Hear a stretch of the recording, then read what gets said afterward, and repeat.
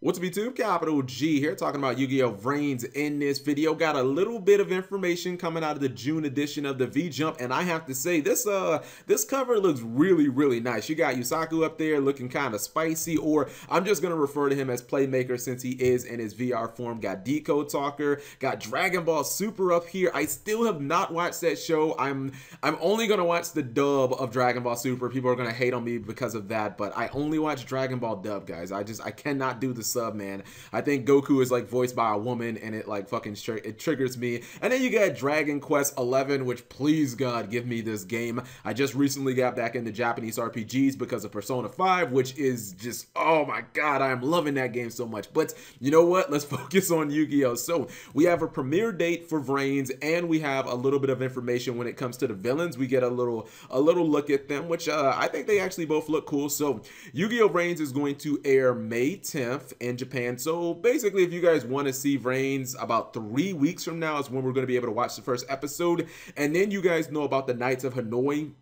They're the villains of the show. Not sure if they're going to be like the ultimate villains or if they're just kind of like the villains in the first arc, but these are basically the bad guys. They go around attacking the Link Vrains, and Yusaku is basically Playmaker, and he's known in kind of like the VR world as somebody who fights against them, has victories over them, and I gotta say, they look fucking badass. Like, I like their whole uniforms. If you guys have ever seen the anime Bleach, it kind of reminds me of the Espada, like when Dp-Ygo had to go to Hueco Mundo and he had to fight against like the Espada. Like, all of them were like super powerful. I'm hoping that they won't be like a full army. I'm hoping that there'll only be like maybe 6 or 7 members of the Knights of Hanoi, because usually when you have a very small amount of members, you can make each one of them like really powerful, and maybe like maybe Go will duel against one of them, or Aoi, which, by the way, I kept saying her name as I, and it's actually pronounced Aoi, or at least that's how this channel, Yu-Gi-Oh! Everything, pronounces it, and I think that he's correct in this. So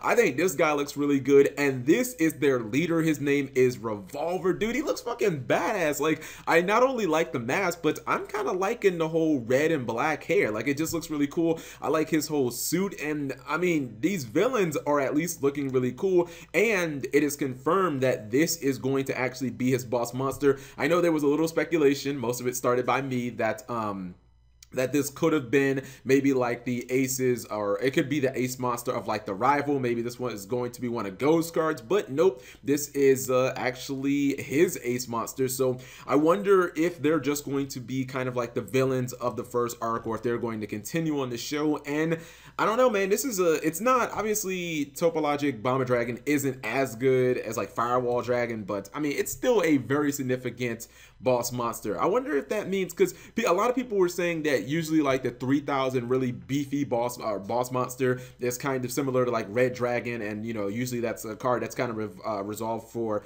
or kind of reserved for like the rivals. Maybe this guy will start off as a villain and then he'll ultimately become good. I haven't seen Yu-Gi-Oh! 5Ds, but I believe that's what happened with Crow, and probably with Edo from GX2, so it wouldn't be something out of the ordinary for that actually to happen. Maybe Revolver will end up being a good guy, which I hope doesn't happen, because he looks really badass as a bad guy. So just a little bit of information.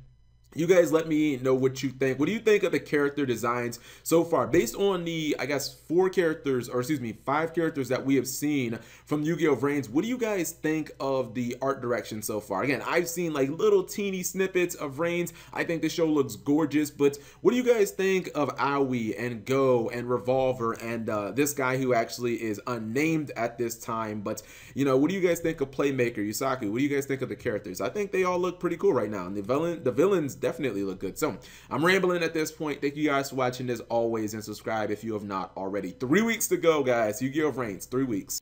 And one last thing that I totally forgot to put in the video, Revolver is such an amazing name for a villain. If you guys don't know what I'm getting at, obviously I'm talking about Metal Gear Solid and Revolver Ocelot, one of the most infamous members of Foxhound. The first one that you meet in the original Metal Gear Solid. I still remember a 12-year-old version of me, that first boss fight and the original Metal Gear versus Revolver Ocelot, and how awesome he was. So I think it would be kind of cool. I don't think it's going to happen, but I think it would be kind of cool cool if maybe they referenced him, if maybe this guy, you know, he was dueling against Playmaker and he was like, you're pretty good, because you have to understand Konami owns the Metal Gear Solid franchise and they own Yu-Gi-Oh! So if they want to, they definitely can throw some memes in there. They have the ability to do that without being sued. So I just thought that that was kind of cool, because every time that I see this guy, I'm going to think about Revolver Ocelot, and that's a good thing.